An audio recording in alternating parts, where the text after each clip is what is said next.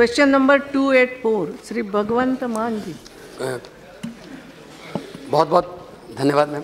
Ma'am, हमारे देश में जो टेलीकॉम कंपनीज हैं उनके पास 2G, 3G और कुछ कंपनियों के पास तो 4G के लाइसेंस भी हैं, लेकिन उनके लिए टैक्सेशन पॉलिसी अलग अलग है। 2G का टैक्स अलग है, 3G का अलग है, 4G का अलग है।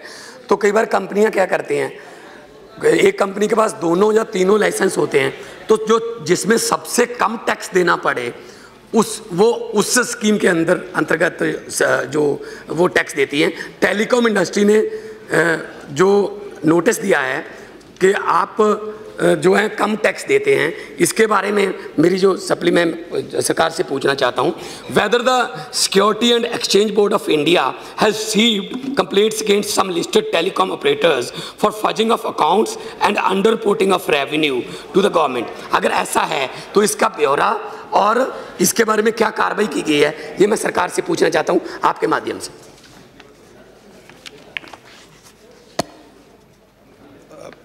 मैडम, मैं भगवत मान जी ने जो प्रश्न पूछा है, पहले तो उस प्रश्न में एक तथ्य को मैं बतला दूं ताकि इसमें कंफ्यूजन ना रहे। टैक्सेशन पॉलिसी जो होती है वो टेलीकॉम विभाग की नहीं होती। टैक्सेशन पॉलिसी वित्त मंत्रालय में रेवेन्यू राजस्व विभाग की होती है और वो टैक्सेशन पॉलिसी लगभग सामान्य होती है। जो व्यवसाय करता है, अगर वो मैन्युफैक्चरिंग करता है तो उस पर एक्साइज लगता है, बाहर से सामान मंगवाता है तो कस्टम ड्यूटी लगती है। ये हो सकता है कि अलग अलग इक्विपमेंट के लिए ड्यूटीज अलग हों। जहाँ तक टेलीकॉम विभाग का प्रश्न है, और मैं उनके प्रश्न की भावना को थोड़ा समझने के बाद इंटरप्रेट करता हूँ कि टेलीकॉम कंपनीज को पहले वो लाइसेंस फी देती थी, अब रेवेन्यू शेयरिंग उनकी सरकार के साथ होती है, टेलीकॉम विभाग के साथ। और अंडर रिपोर्टिंग का जो संबंध है, यानी अपने अकाउंट्स सही ना देना, उसका उस रेवेन्यू शेयरिंग के साथ संबंध रहता है। और इसलिए इसकी जो अथॉरिटी कॉम्पिटेंट है इसको देखने के लिए वो सेबी नहीं है। माननीय सदस्य का जो प्रश्न है कि सेबी के पास कोई शिकायत आई है, तो ये उत्तर दे दिया गया कि सेबी के पास कोई शिकायत आई नहीं, क्योंकि सेबी इसके साथ डील नहीं करती। इसके साथ डिपार्टमेंट ऑफ टेलीकम्युनिकेशन डील करता है।